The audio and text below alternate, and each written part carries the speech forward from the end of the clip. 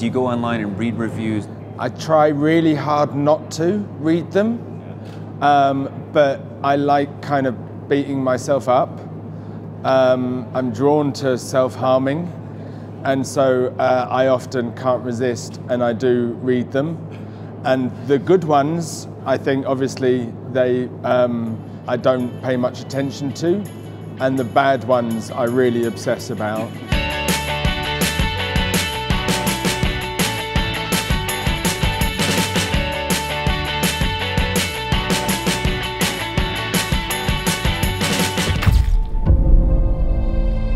Why have I been forced to send for Churchill?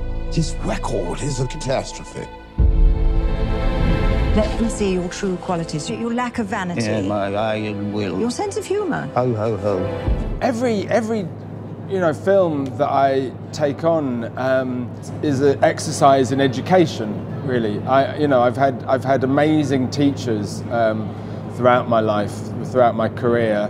And so really to have the opportunity to study and learn from Winston Churchill was a great privilege.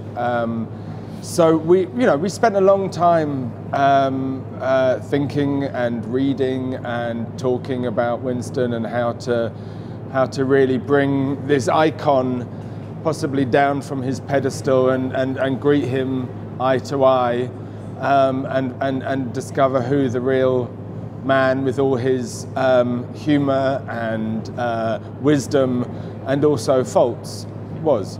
I mean, there's 500 books written on him and around him, and so that was helpful.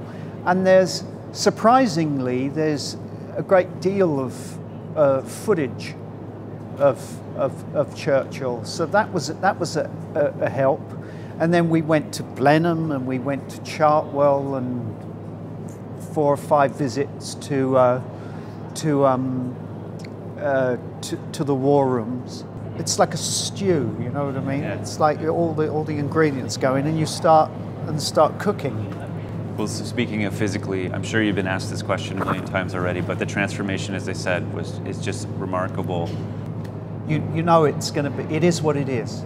It was 4 hours a day, 4 hours in the morning. Wow. And an hour in the evening. 45 minutes, yeah, to take it off. So I think I hold the record actually now. I think it was 50 days, consecutive days in it. But it's like a mindset that you have, like running a marathon or something. You know, you just focus and once it was very comfortable. So once it was, apart from a bout of nicotine poisoning with all the cigars. How does nicotine poisoning express itself? It's not pretty. No. Especially when you're in a fat suit. We're facing certain defeat on land, the annihilation of our army, and imminent invasion. We must negotiate peace talks. When will the lesson be learned? You cannot reason with a tiger when your head is in its mouth! What do you think is the biggest misconception people have about Churchill?